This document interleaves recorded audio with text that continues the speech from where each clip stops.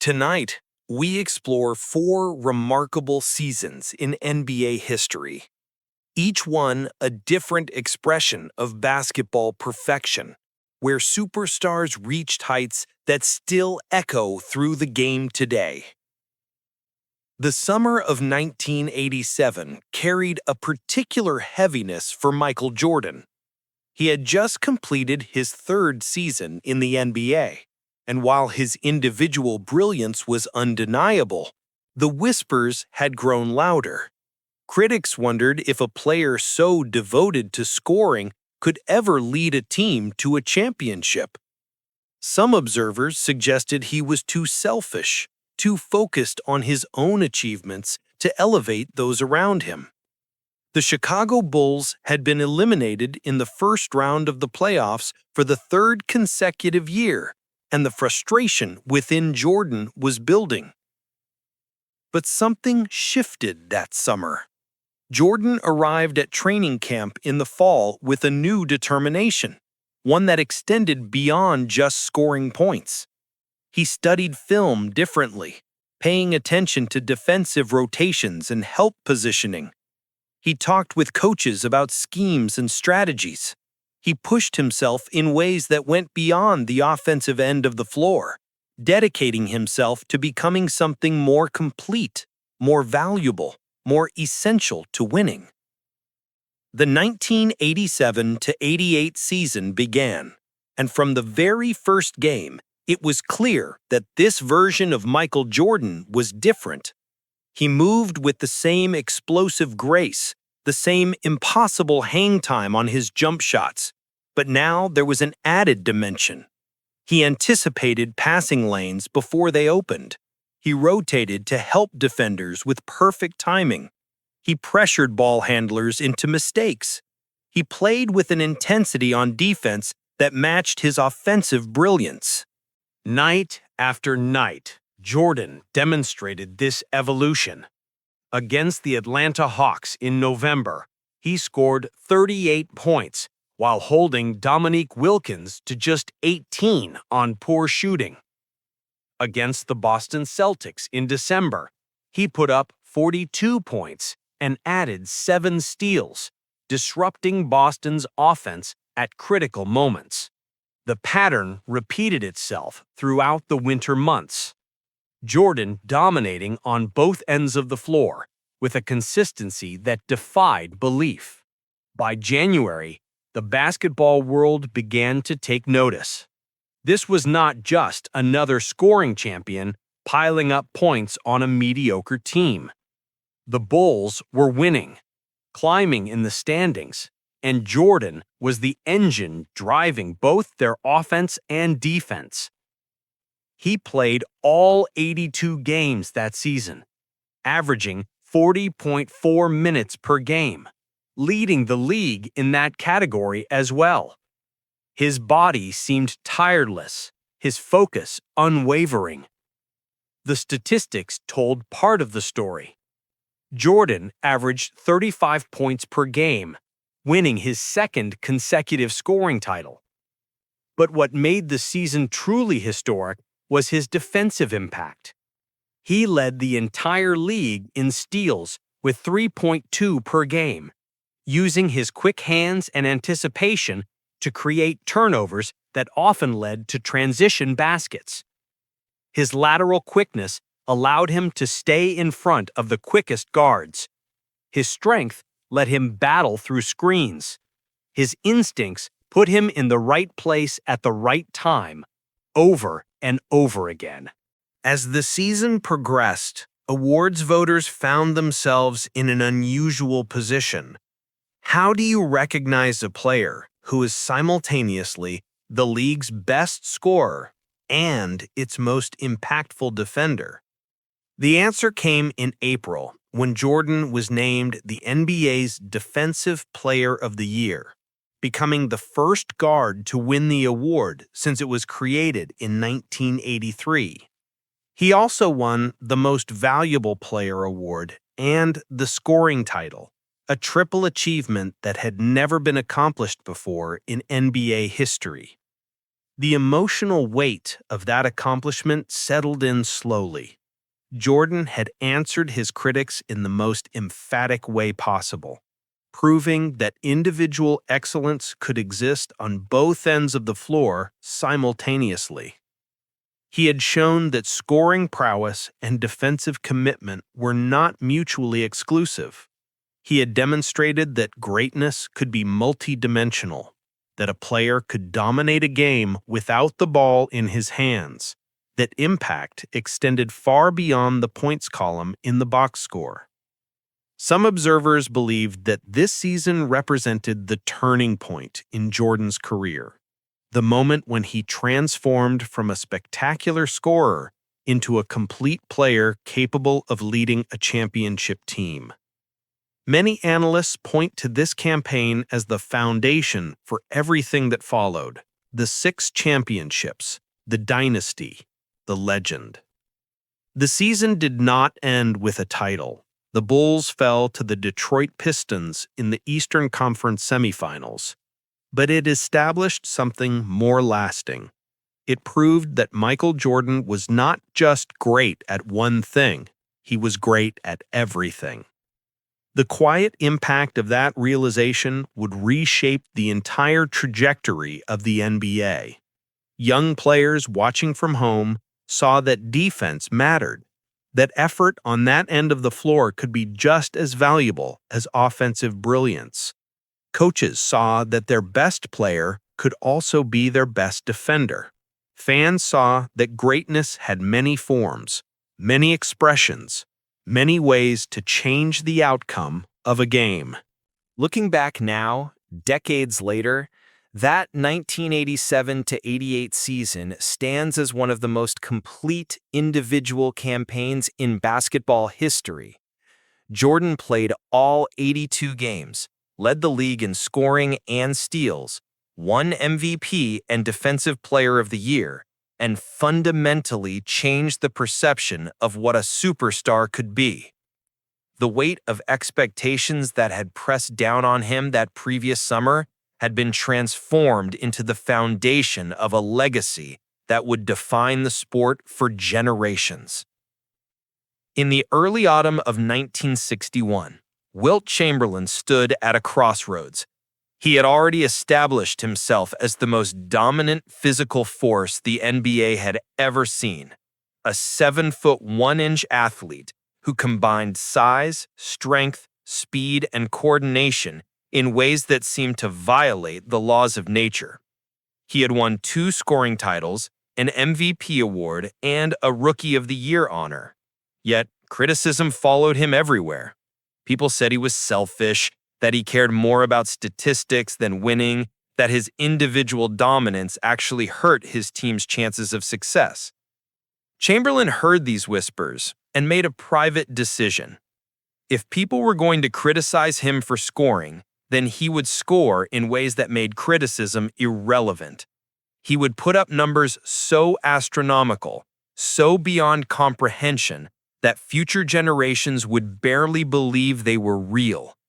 The 1961-62 season would become his canvas, and he would paint on it with a brush dipped in pure dominance. From opening night, it was clear that something extraordinary was unfolding. Chamberlain scored 42 points in the first game, then 48 in the second, then 51 in the third. The points came in torrents, game after game, an unrelenting flood of scoring that left opponents exhausted and bewildered. The Philadelphia Warriors played at a breakneck pace, and Chamberlain was on the floor for almost every minute of every game, his stamina as legendary as his skill. By December, Chamberlain was averaging over 50 points per game, a number that seemed impossible to sustain. But he did sustain it. In fact, he increased it. 55 against Los Angeles, 63 against Chicago, 58 against Cincinnati. The Warriors won some of these games, lost others, but every night brought the same certainty. Wilt Chamberlain would dominate in ways that defied all previous understanding of basketball. The pinnacle came on a cold March evening in 1962, in the unlikely setting of Hershey Sports Arena in Hershey, Pennsylvania. The Warriors were playing the New York Knicks in what seemed like a routine regular season game, but from the opening tip, it became clear that this night would be different. Chamberlain scored 13 points in the first quarter. Then he scored 16 in the second quarter, giving him 29 at halftime. The crowd began to sense something special was happening. In the third quarter, Chamberlain added 28 more points, bringing his total to 57. The Knicks had no answer, doubling and tripling him in the post, but Chamberlain simply powered through or found angles no one else could see. His teammates began feeding him the ball on every possession, recognizing that history was within reach. By the end of the third quarter, the question was not whether Chamberlain would have a big game, but how big the game could become. The fourth quarter became a collective effort to push Chamberlain to heights no one had ever reached. He scored 23 points in the first 7 minutes of the quarter, bringing his total to 80. The Knicks fouled him repeatedly, sending him to the free throw line, where, despite being a historically poor free throw shooter, he kept making them. 90 points, 95 points. Then, with 46 seconds remaining, Chamberlain caught a pass near the basket, rose up, and laid the ball in. 100 points. The building erupted. Fans rushed the court. His teammates mobbed him. The game was stopped for several minutes as people tried to comprehend what had just happened. When order was finally restored and the game concluded, Chamberlain had scored 100 points on 36 for 63 shooting from the field and 28 for 32 from the free throw line. He had added 25 rebounds for good measure. The final score was 169 to 147. But only one number mattered. The achievement was so far beyond what anyone thought possible that some people initially doubted it was real. There was no television footage. The game had not been broadcast. There were no major media outlets present. Only a few thousand fans in attendance, and a radio broadcast provided evidence that it had actually happened. But the box score did not lie. And in the days and weeks that followed, as word spread, the basketball world began to process the magnitude of what Chamberlain had accomplished. That game, remarkable as it was, represented only one night in a season of endless dominance. When the regular season concluded, Chamberlain had averaged 50.4 points per game over 80 games, scoring a total of 4,029 points. He also averaged 25.7 rebounds per game, dominating both ends of the floor with equal authority. Perhaps most incredibly, he averaged 48.3 minutes per game in a league where games lasted only 48 minutes, playing in 3,882 of his team's 3,890 total minutes, including overtime periods. 15 times that season, Chamberlain scored 60 or more points in a single game. 45 times he scored 50 or more. These numbers existed in a realm beyond normal basketball excellence, in a space where individual dominance reached levels that would never be approached again. The statistical record book would eventually show that Chamberlain owned virtually every single game and single season scoring record, 72 NBA records in total, a testament to a physical talent so overwhelming that it reshaped what people thought basketball players could do. Yet, despite all of this individual brilliance, the Warriors did not win the championship that season. They lost in the Eastern Division Finals to the Boston Celtics, the team that would win the title. This outcome fed into the existing narrative that Chamberlain's scoring came at the expense of winning. that a team built around one man's dominance could not achieve the ultimate goal. The criticism stung, and in subsequent seasons, Chamberlain would adjust his game, sometimes averaging fewer points, but contributing more in other ways, always searching for the formula that would lead to championships. But the 1961-62 season remains untouchable, a monument to individual excellence, a reminder that sometimes a player can reach so far beyond normal limits that the achievements themselves become legend. The 50.4 scoring average has never been threatened, will likely never be approached. The 100-point game stands alone, a perfect symbol of dominance, a single performance that captured the essence of an entire season. Looking back through the decades, that season represents something profound about sports and human potential. It shows what happens when extraordinary physical gifts meet relentless determination and opportunity. It demonstrates that records exist to be shattered, that what seems impossible can become real through sheer force of will and talent. It reminds us that greatness can be measured not just in championships, but in the pursuit of individual excellence pushed to its absolute limit.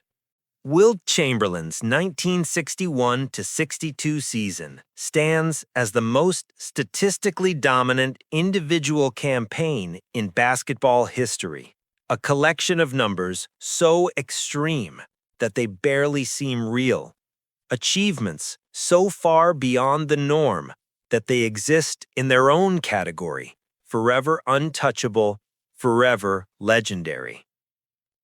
Stephen Curry arrived at training camp in September of 2015 with quiet confidence.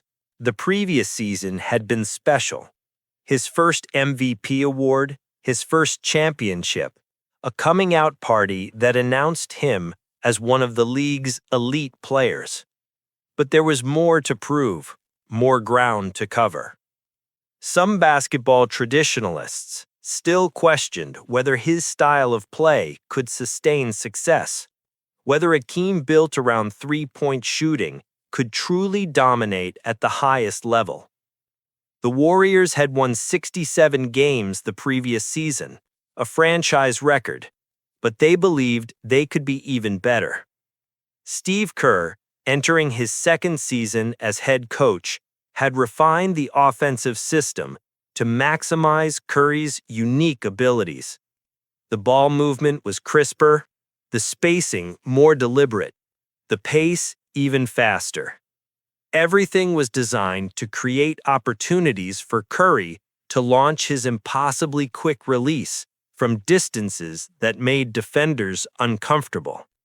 From the season's opening night, it was clear that something extraordinary was building.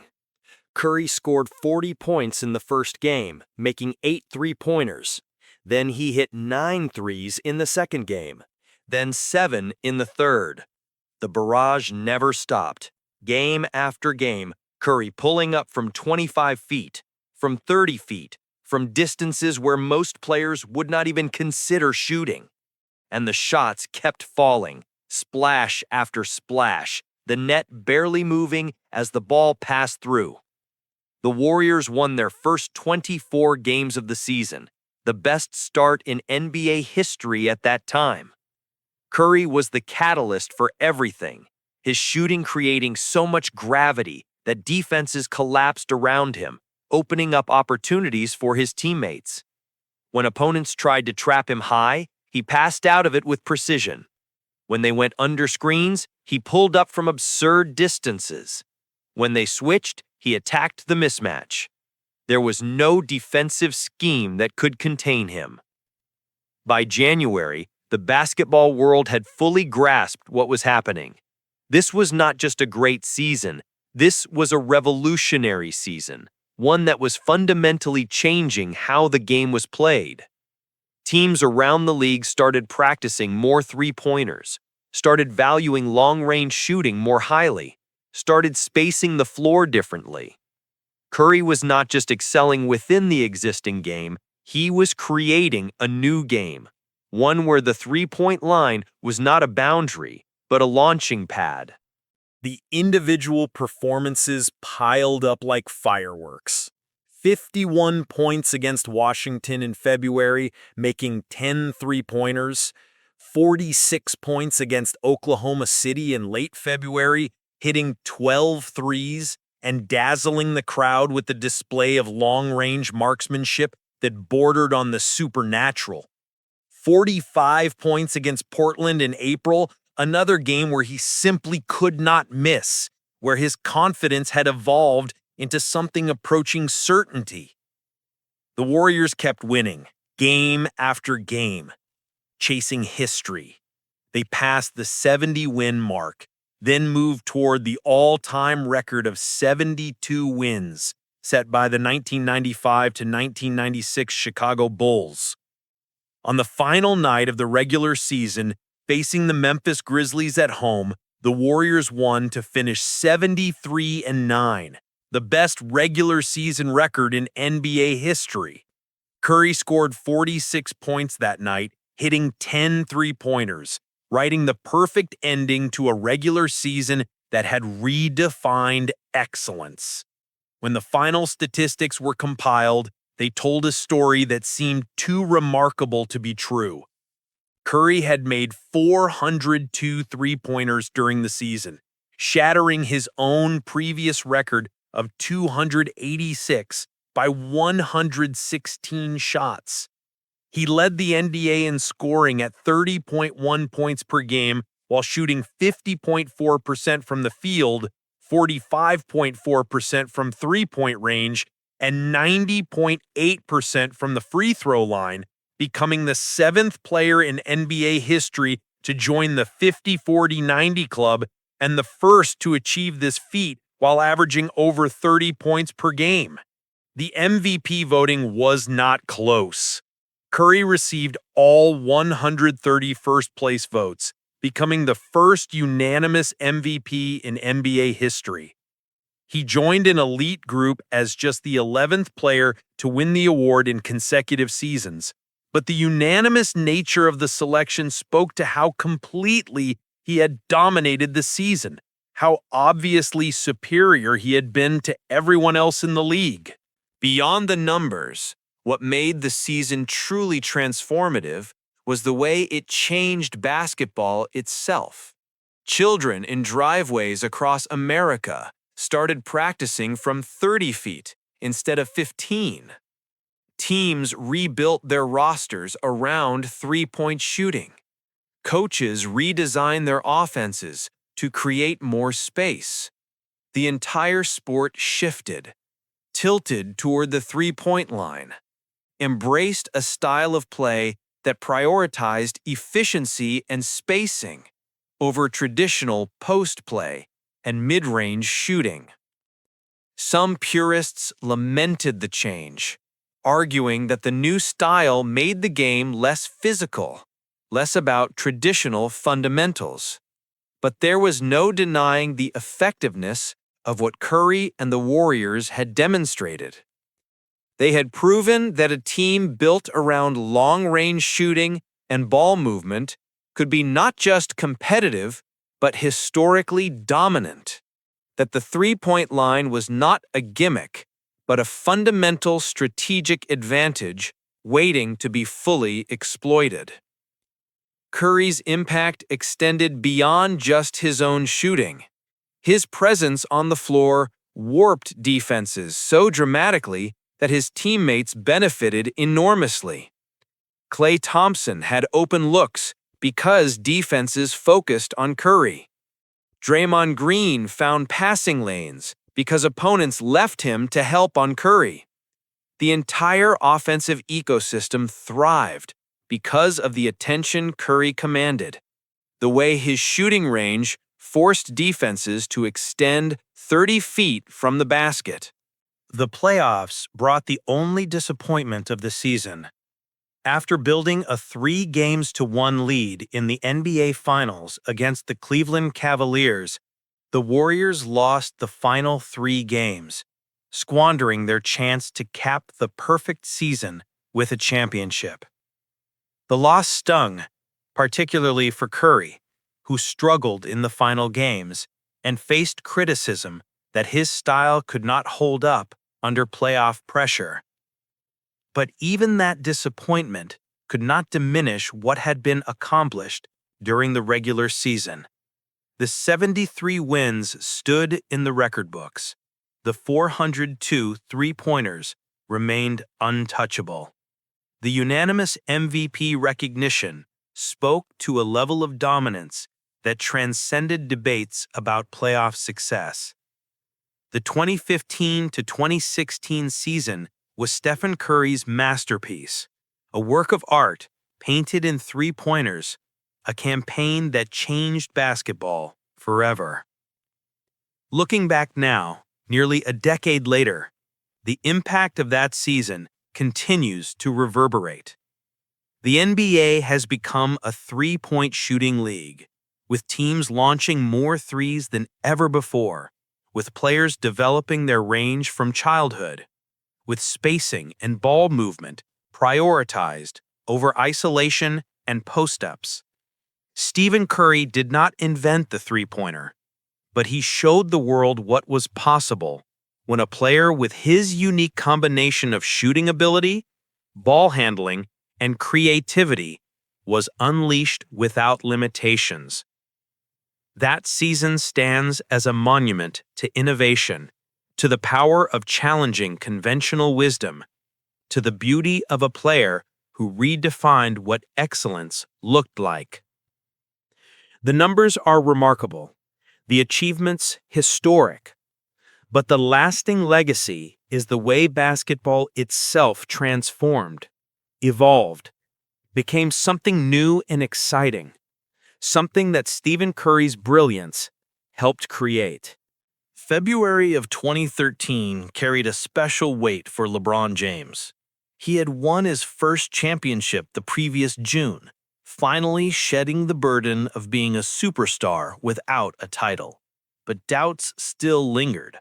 Some observers questioned whether he could repeat that success, whether the championship was the beginning of a dynasty or a fortunate exception. The previous year's finals had been hard-fought, going 7 games against Oklahoma City, and LeBron knew that staying at the top required even greater focus. The Miami Heat had started the season well, winning games with the consistency expected of defending champions, but they had not yet captured the total dominance that LeBron believed was possible. His partnership with Dwayne Wade and Chris Bosh was entering its 3rd season, and the chemistry had evolved from awkward to comfortable to something approaching telepathic. Eric Spoelstra's offensive system maximized LeBron's versatility, allowing him to play multiple positions, initiate offense from anywhere on the floor, and impact the game in countless ways. Then came February, and something shifted. In the first game of the month, LeBron scored 30 points with 7 rebounds and 7 assists in a win over Sacramento. The next game brought similar numbers. Then the next. Suddenly, the Heat were not just winning, they were dominating, crushing opponents with a combination of defensive intensity and offensive efficiency that seemed unstoppable. LeBron's play during that month reached levels that even his most optimistic supporters had not anticipated. He averaged 29.7 points, 7.8 assists, and 8 rebounds per game during February, but the raw numbers only told part of the story. What made his performance truly special was the efficiency, the complete control he exerted over every game, the way he seemed to make every right decision at every critical moment. On February 3rd, the winning streak began with a victory over Toronto.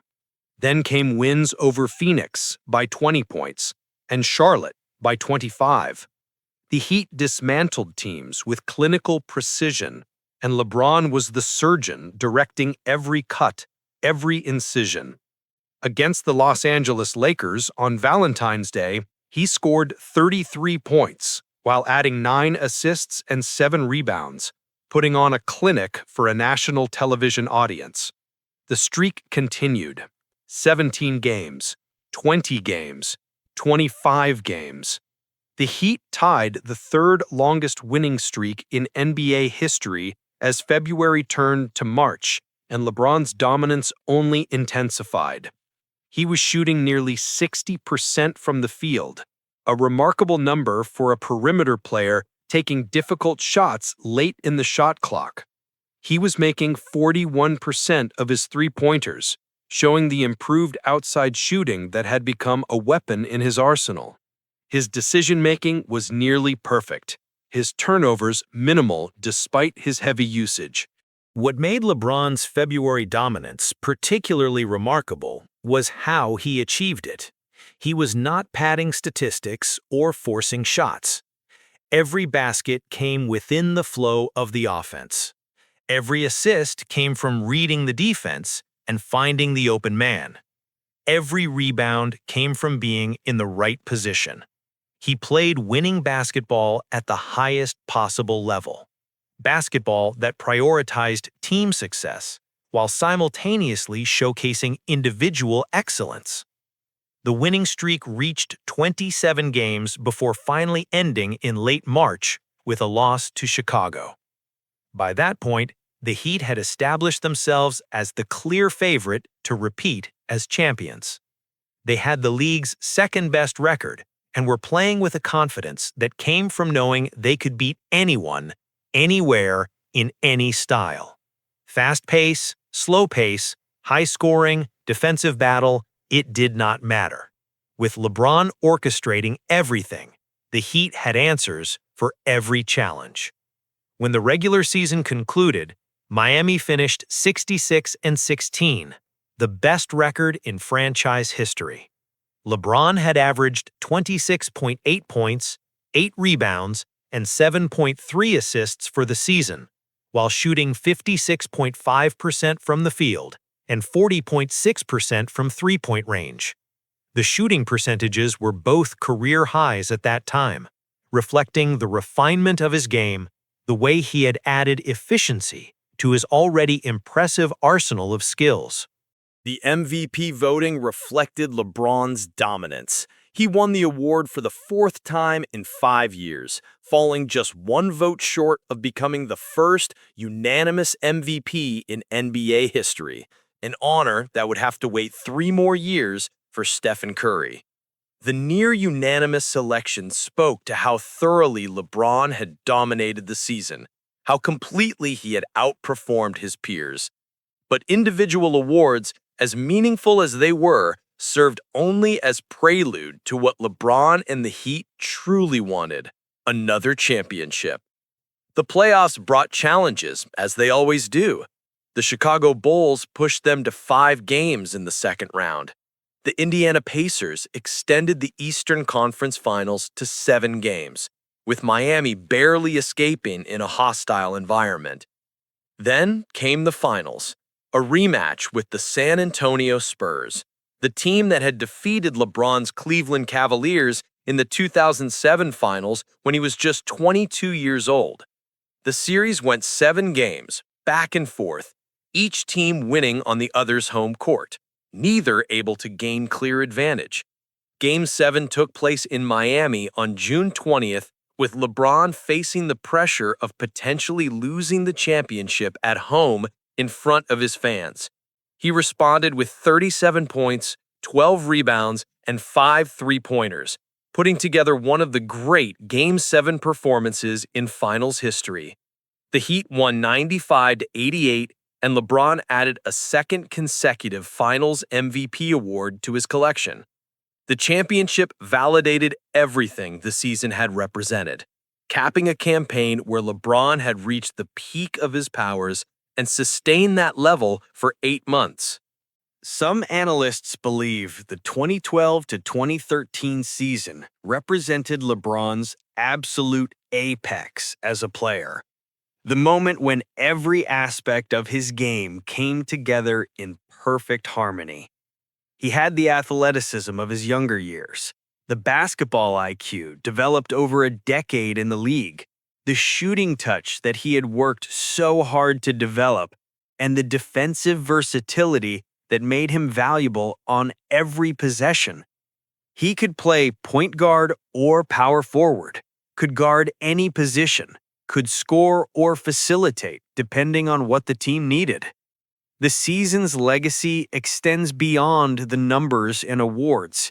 It established LeBron as not just a great player, but a complete player, someone who could dominate in multiple ways, who could adjust his game to any situation, who could carry a team through the regular season and the playoffs with equal excellence.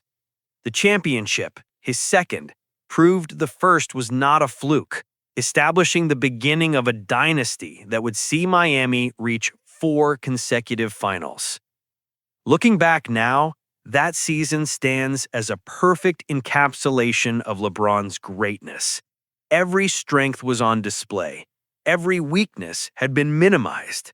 The efficiency, the decision-making, the leadership, the clutch performances, everything aligned to create a season of sustained excellence rarely matched in NBA history. The 27-game winning streak remains tied for the third longest ever, a testament to the dominance Miami achieved when LeBron was at his absolute best. The February stretch, where everything clicked and the Heat became seemingly unbeatable, remains one of the most impressive sustained performances by any player in modern basketball. Night after night, LeBron delivered exactly what his team needed, whether that was 35 points or 8 assists or a crucial stop on defense. The versatility, the intelligence, the sheer dominance, it all came together during that magical month. That season, that championship, that February, they all spoke to a player operating at the highest level of the sport. A superstar in his absolute prime, a champion proving that excellence could be sustained, that greatness was not about one moment, but about consistency, about showing up every night and being the best player on the floor. LeBron James in 2012 to 2013 was basketball perfection, a complete player having a complete season. Every legendary season has its signature moments, the games or performances that crystallize greatness into something tangible, something that can be remembered and retold. For Michael Jordan, during that 1987 to 88 campaign, the moment came not in a single game, but in a body of work that spanned the entire season. Night after night, he delivered performances that showcased his complete evolution. Against the Atlanta Hawks in late March, Jordan put together a game that perfectly encapsulated what made that season special. He scored 44 points, hitting jump shots from every angle, driving to the basket through traffic, creating his own shot whenever the offense stalled. But beyond the scoring, he recorded 5 steals, disrupting passing lanes and turning defense into offense. He held Dominique Wilkins, one of the league's premier scorers, to just 14 points on inefficient shooting. The game was not particularly close. Chicago won by 18, but it demonstrated Jordan's ability to dominate both ends of the floor simultaneously. The playoff series against Cleveland showcased another dimension of Jordan's excellence. The Cavaliers tried every defensive scheme imaginable, doubling him in the post, denying him the ball on the perimeter, switching every screen. Jordan adjusted to everything, scoring 35.3 points per game for the series while shooting over 50% from the field. In Game 5, with the series tied 2-2, he scored 39 points and added 9 assists, willing the Bulls to victory and into the next round. The performance under pressure, the ability to elevate when the stakes increased, that was the mark of a truly great season. For Wilt Chamberlain, the defining moment of his record-breaking 1961-62 season will forever be that March night in Hershey when he scored 100 points. The performance has taken on mythical qualities over the decades, in part because no video footage exists, in part because the numbers themselves seem to defy belief. 36 field goals made, 28 free throws made, 100 total points in a single game. But what often gets overlooked about that night is the context.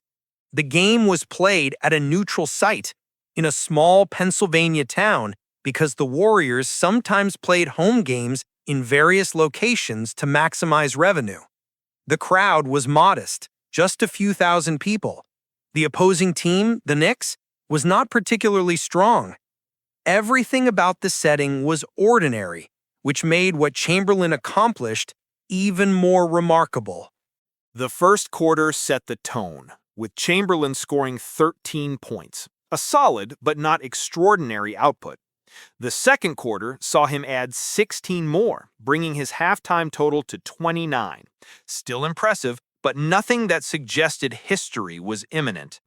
Then came the third quarter, when Chamberlain erupted for 28 points, and the crowd began to realize they were witnessing something unprecedented. His teammates recognized it too, and in the fourth quarter, they made a conscious effort to get Chamberlain the ball on every possession. The Knicks began fouling him intentionally, hoping his poor free throw shooting would limit his scoring. But that night, even his free throws were falling. When he scored his 98th point, the tension in the arena became palpable. Everyone knew what was coming, what milestone was within reach. The 100th point came on a simple play, a pass into the post, Chamberlain catching the ball near the basket and laying it in. The crowd rushed the court immediately, and the game had to be stopped for several minutes while people celebrated and order was restored. The players, Chamberlain's teammates, and even some of the Knicks seemed dazed by what had just occurred. The aftermath was almost as remarkable as the performance itself. Because the game was not televised, some people initially doubted the score was accurate. Stories emerged about the radio broadcaster announcing it, about the stat sheets being verified and re-verified. In the days that followed, as the story spread, it became clear that Chamberlain had indeed done the impossible, had scored 100 points in an NBA game, a feat that would never be approached again. Stephen Curry's defining moment from his 2015 to 2016 season came on the final night of the regular season, April 13th, 2016, when the Warriors hosted Memphis in a game that would determine whether they could break the all-time wins record. The franchise had already secured 72 wins and needed just one more to surpass the Bulls' legendary mark from 1996. The game started poorly for the Warriors, with Memphis jumping out to an early lead and Curry struggling with his shot. The pressure of the moment seemed to weigh on the team, the awareness that they were chasing history, creating tension that manifested in rushed shots and defensive lapses. By halftime, Memphis led by double digits, and the record appeared in jeopardy. But the third quarter brought a shift. Curry began to heat up, hitting a three-pointer, then another, then a pull-up jumper from 28 feet. The Oracle Arena crowd came alive, sensing the comeback, feeding energy to the home team. The Warriors clawed back, cutting the deficit to single digits, then to just a few points. Curry scored 19 points in the quarter, single-handedly erasing Memphis's lead. The fourth quarter was pure Curry, a virtuoso performance that reminded everyone why he was the unanimous MVP. He hit step-back threes over defenders, he drove to the basket and finished through contact, he threw passes that threaded impossible lanes. With just over 3 minutes remaining and the game tied, he hit a three-pointer from 30 feet, barely breaking his shooting rhythm, the ball splashing through the net as the crowd exploded. The Warriors never trailed again. When the final buzzer sounded, the Warriors had won, finishing the season 73-9. Curry had scored 46 points on 15 for 24 shooting, making 10 three-pointers. But beyond the numbers, what defined the performance was the pressure he had overcome, the way he had delivered precisely when his team needed him most, on the biggest stage of the regular season. The celebration that followed was bittersweet in retrospect, given what would happen in the finals a few months later. But in that moment, it represented the pinnacle of regular season excellence, a team and a player who had pushed the boundaries of what seemed possible. LeBron James's defining moment from his 2012 to 2013 season came on the sport's biggest stage, in Game 7 of the NBA Finals against San Antonio. The game took place on June 20th in Miami, with LeBron facing enormous pressure. A loss would mean squandering home court advantage in the deciding game, would raise questions about whether he could win consecutive championships, would give critics ammunition to question his legacy. The game was tight throughout, neither team able to pull away. San Antonio led by 5 at halftime, and the third quarter was played to a near stalemate.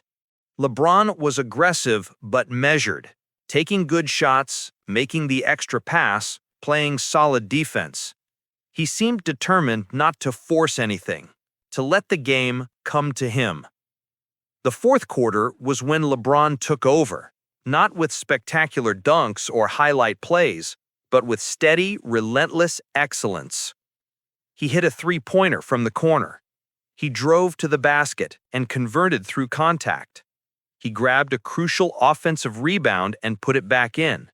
Every possession, he made the right play, whether that meant shooting or passing or simply maintaining possession while the shot clock wound down.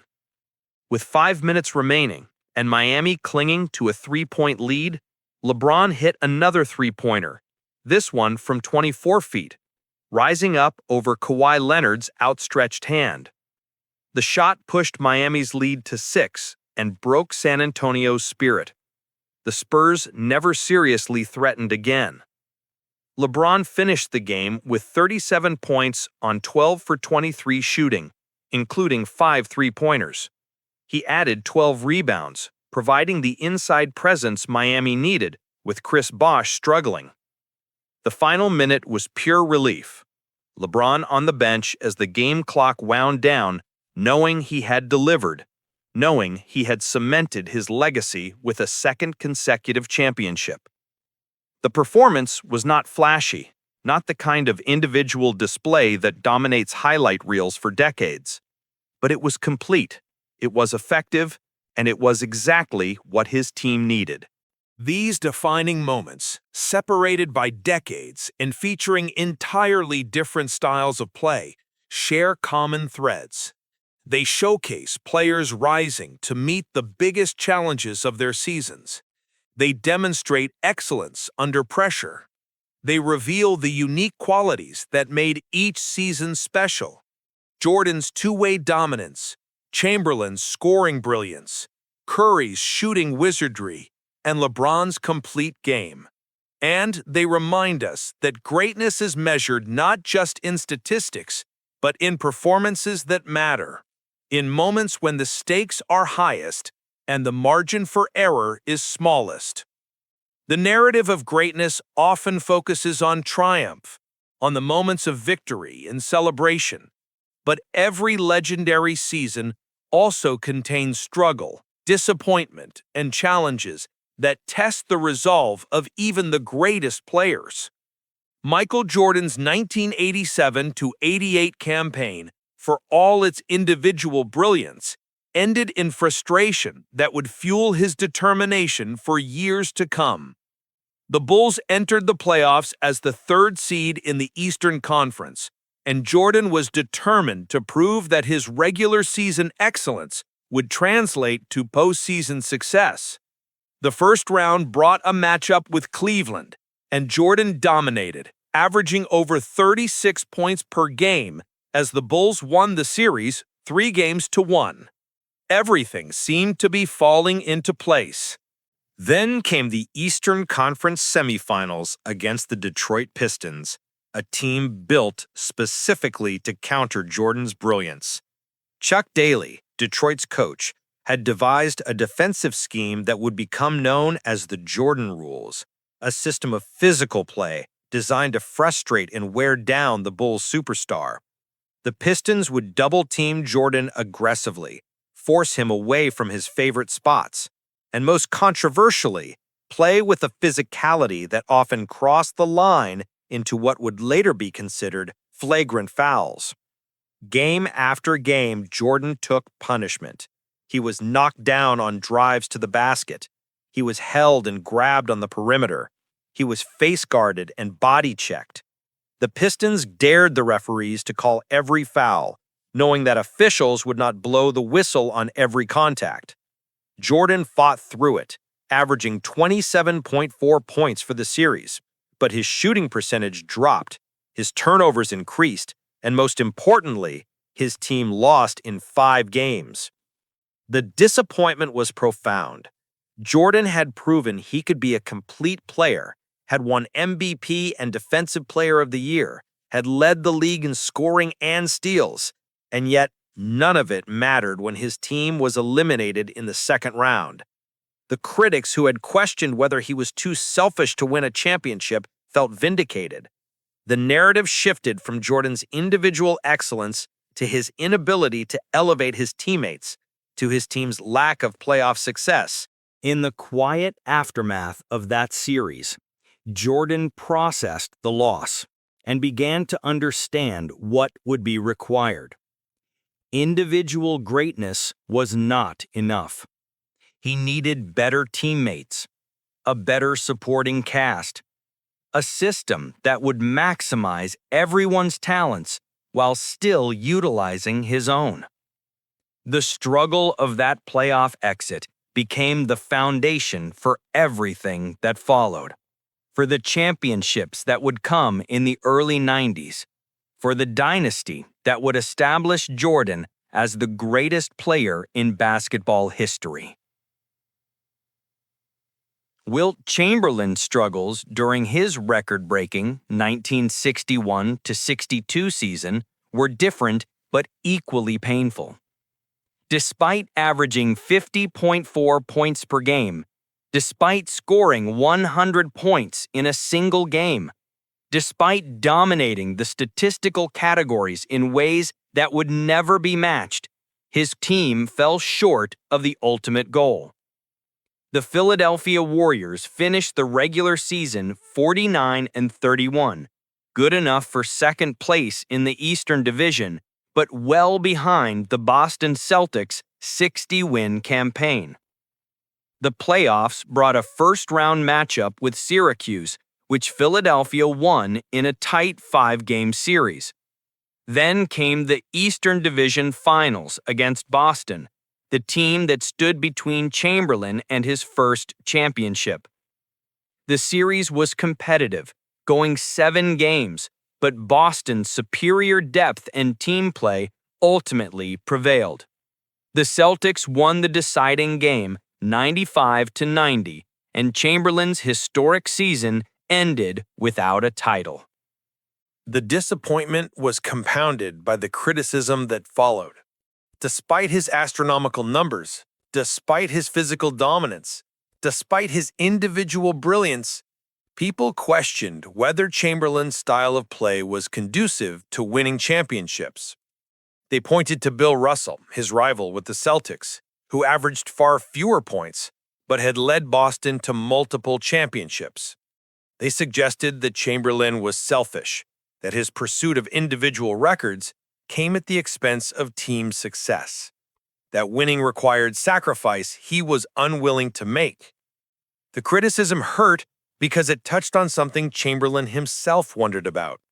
He loved to score, loved to dominate, loved to put up numbers that made people gasp in amazement. But he also wanted to win championships, wanted to be remembered as a winner not just as a statistical marvel. The tension between these two desires would define much of his career, leading him to adjust his game in subsequent seasons, to pass more, to focus on rebounding and defense, always searching for the formula that would bring team success. The 1961-62 season, for all its individual glory, left Chamberlain with a complicated legacy. He had achieved things no player had achieved before or would achieve again. He had pushed the boundaries of scoring to their absolute limit. But he had not won a championship. And in the end, that was the metric by which greatness was most often measured. Stephen Curry's struggle during the 2015-2016 season came not during the regular season, where the Warriors dominated, but in the playoffs, where championship expectations collided with reality. The Warriors entered the postseason as overwhelming favorites, having won 73 games and featuring the unanimous MVP in his absolute prime.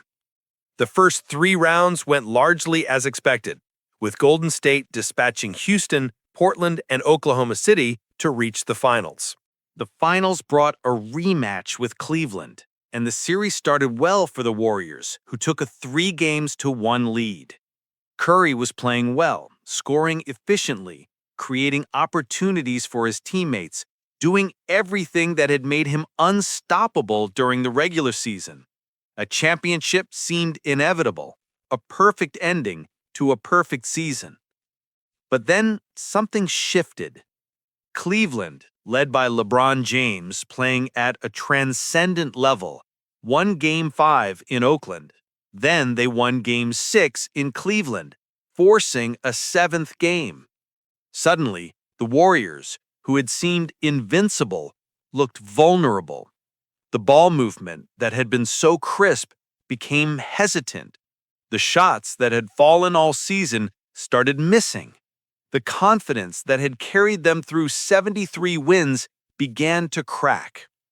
Game 7, played in Oakland, was a tense, low-scoring affair.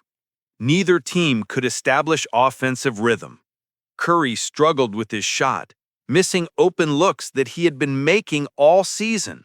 He finished with 17 points on 6 for 19 shooting, including 4 for 14 from three-point range. The Warriors lost 89-89, squandering their 3-1 lead and their chance to cap the greatest season in NBA history with a championship. The disappointment was crushing. Curry had played the best regular season of his career, had won unanimous MVP, had led his team to a record 73 wins, and it all ended in bitter defeat.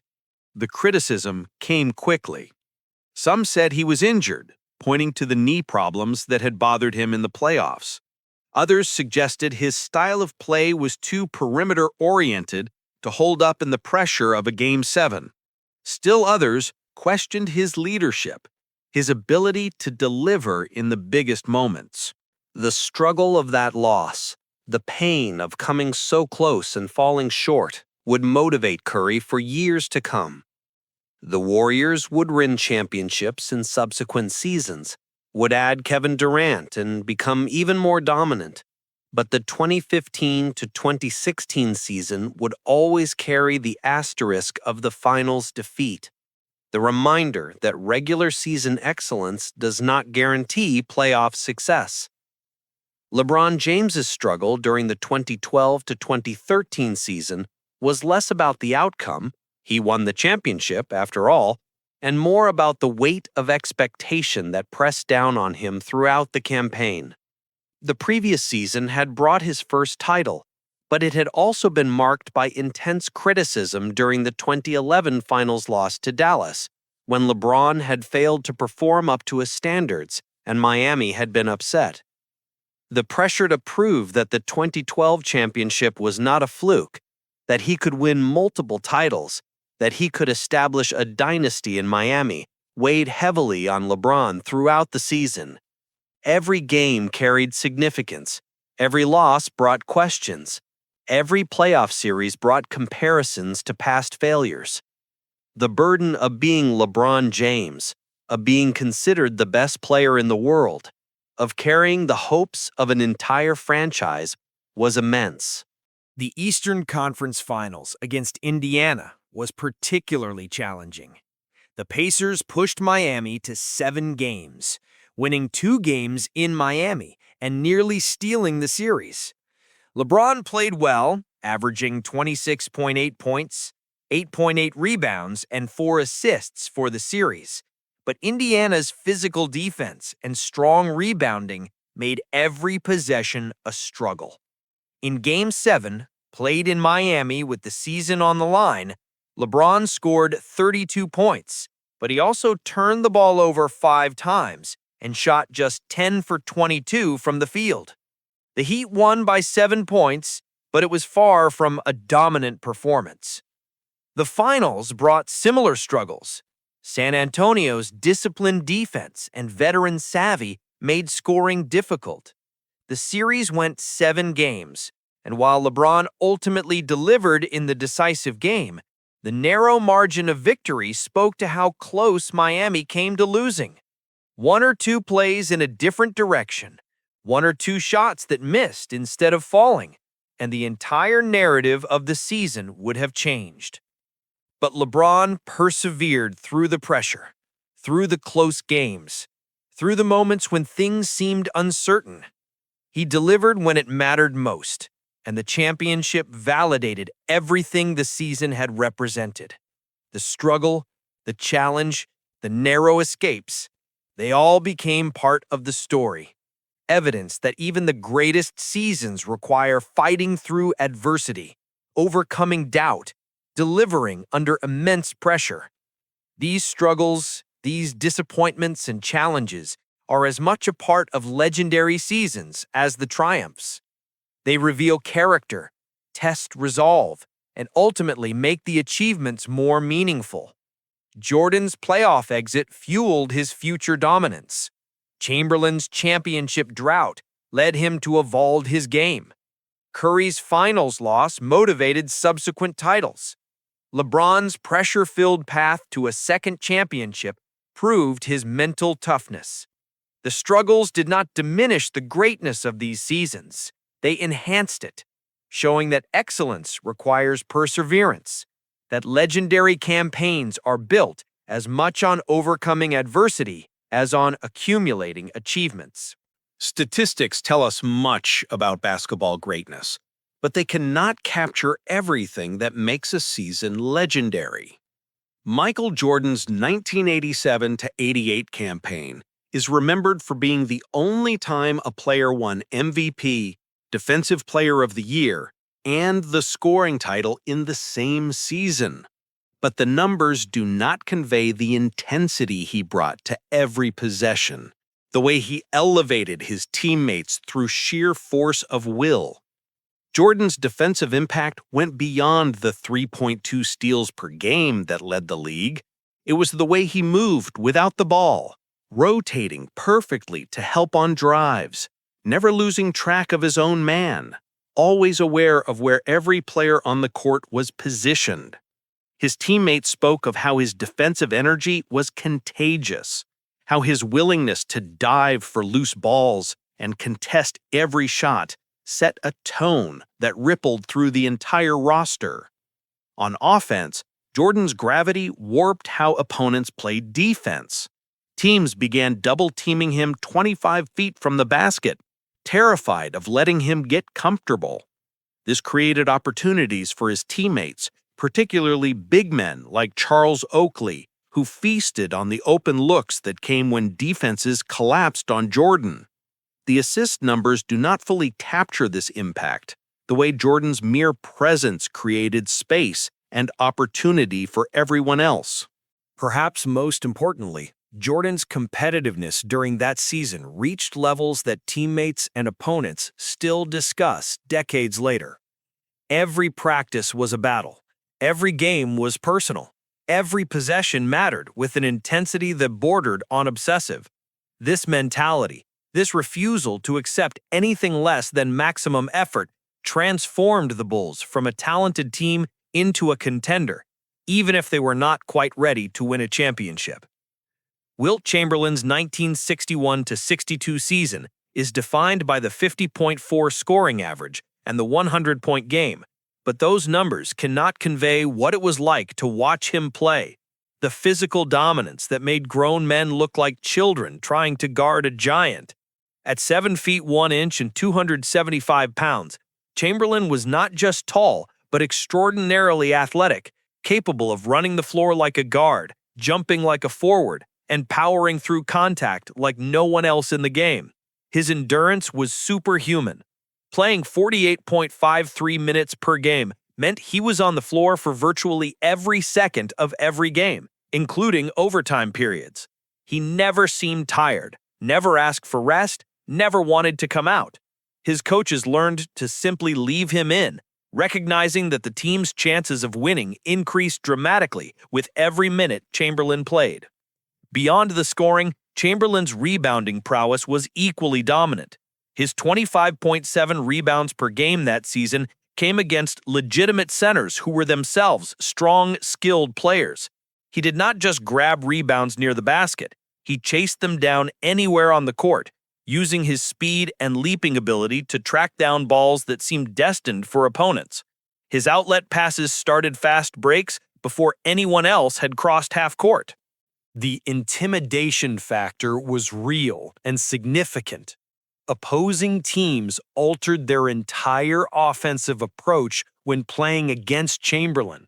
They avoided the paint, settled for outside shots, tried to run him off the floor with fast pace. Nothing worked. He was too big, too fast, too strong, too skilled.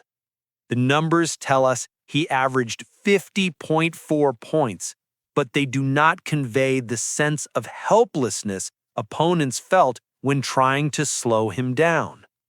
Stephen Curry's 2015-16 season is remembered for the 402 three-pointers and the unanimous MVP, but the statistics cannot fully capture how he changed the geometry of basketball. Defenders had to guard him 30 feet from the basket, sometimes even further, because he could and would shoot from anywhere with a release so quick that contests were nearly impossible.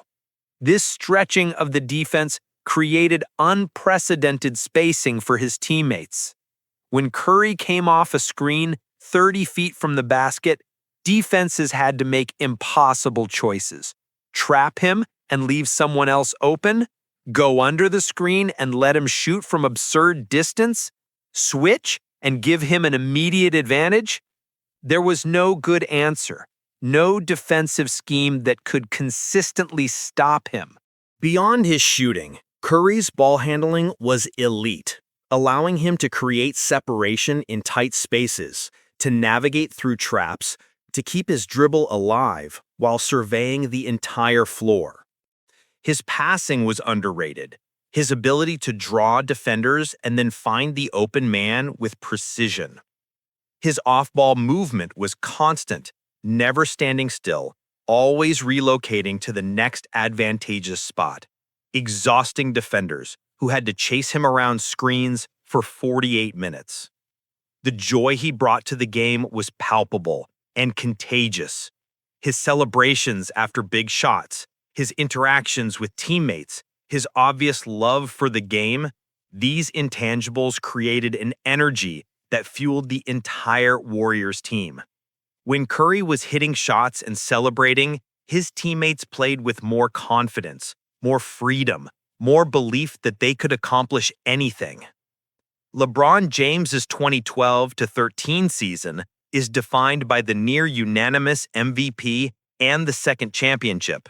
But those achievements do not fully capture his basketball IQ, the way he saw plays developing before they happened, anticipated passes before they were thrown, understood spacing and timing at a level few players ever reach. His versatility during that season was unprecedented.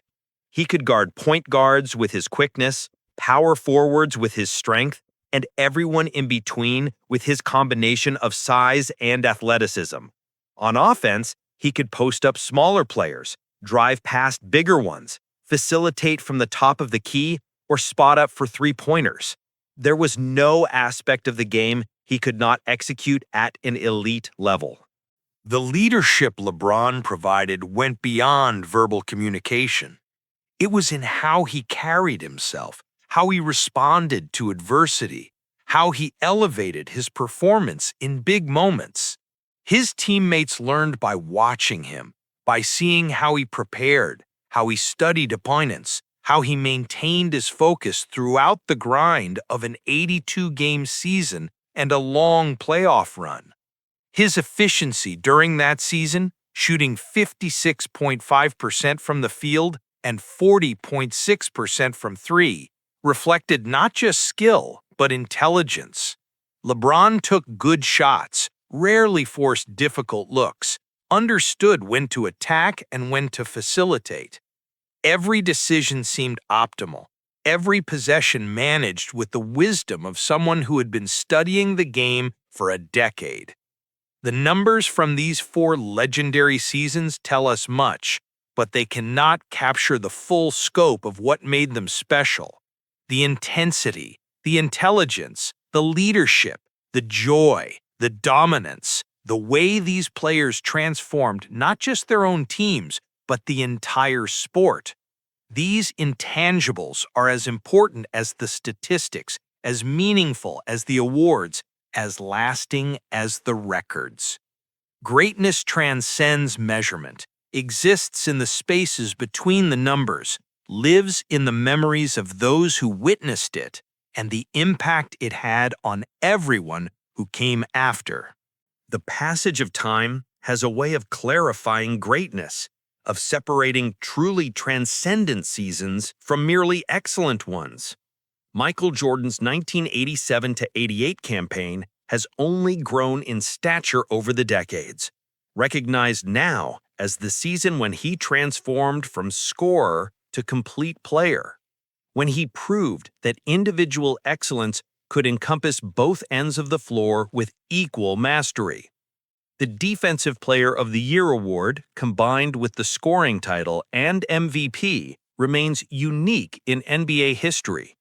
No player before or since has accomplished that specific triple achievement in a single season. It stands as a monument to versatility, to the idea that greatness should not be one-dimensional, that the best players elevate their teams through multiple means.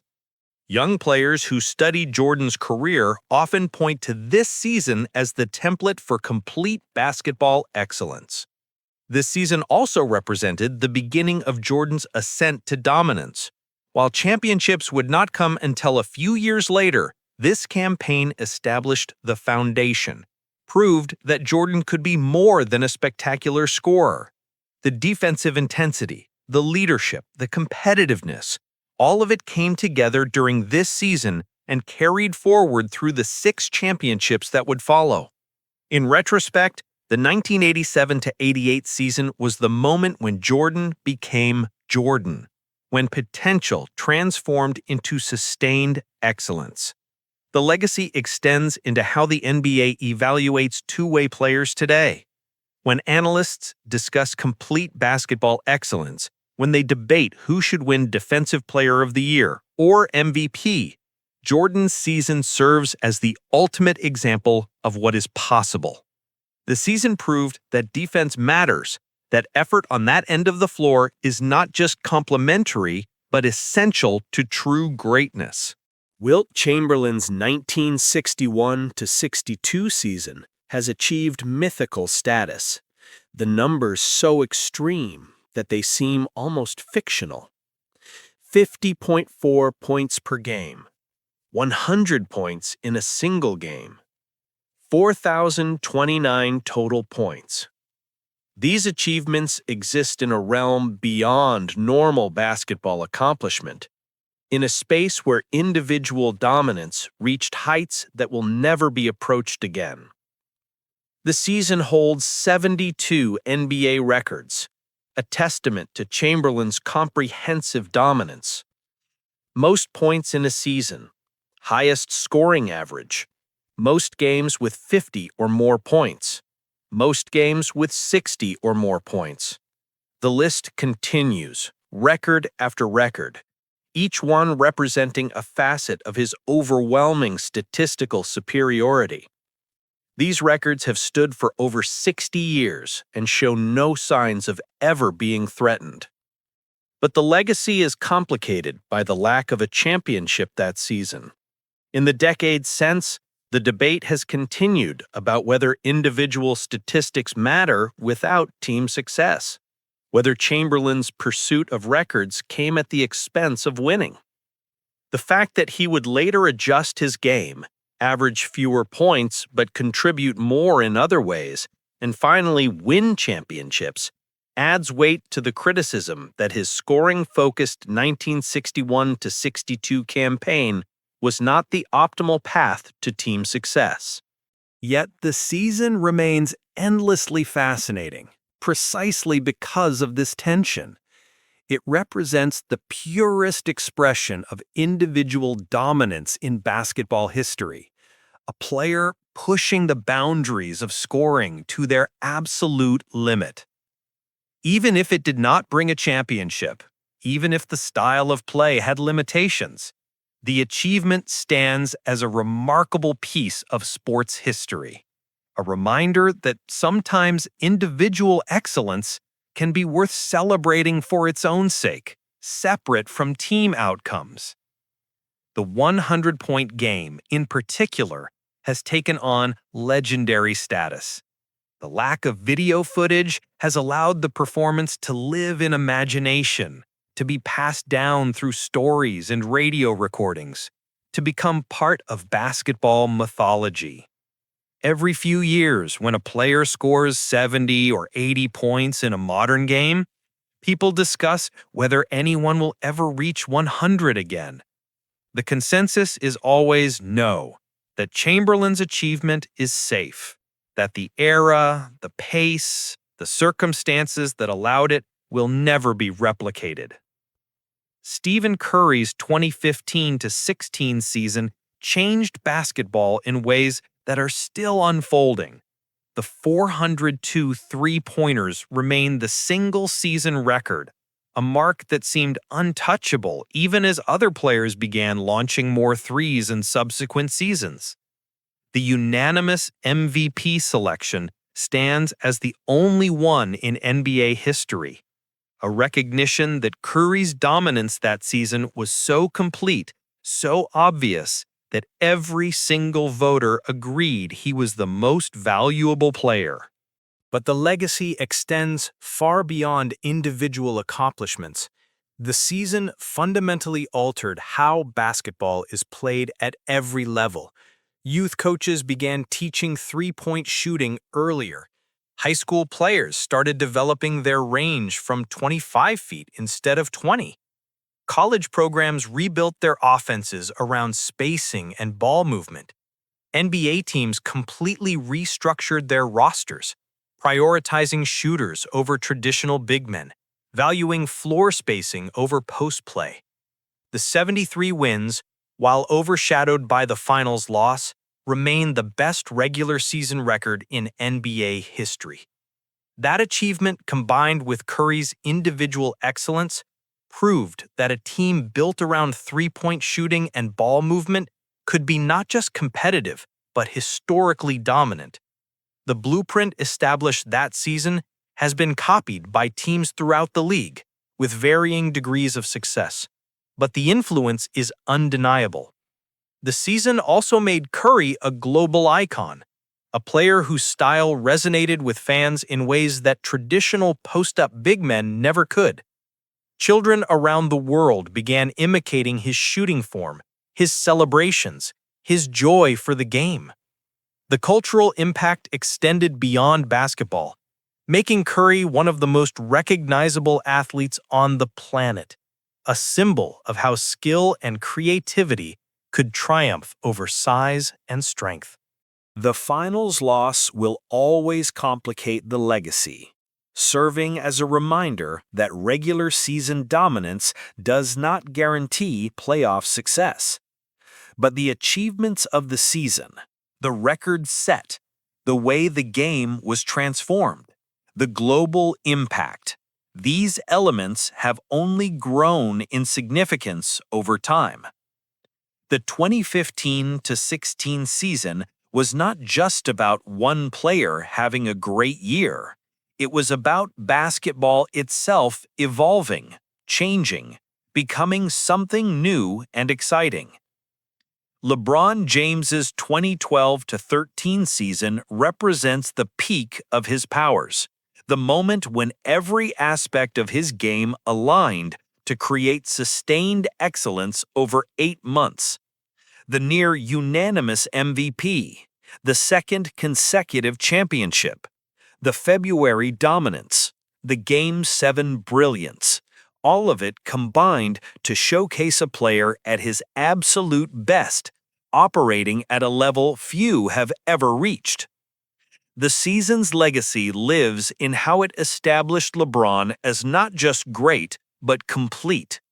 The 56.5% shooting from the field, the 40.6% from three-point range, the ability to play and defend multiple positions, the leadership that guided Miami through challenges. It was the full package. Excellence in every area, sustained over an entire season and playoffs. The 27-game winning streak remains tied for the third longest in NBA history, a testament to the dominance Miami achieved when LeBron was at his peak. That stretch of basketball, where the Heat seemed unbeatable, where every night brought another victory, represents some of the most impressive sustained team performance in modern basketball. And LeBron was the engine driving it all, the player who made everything work.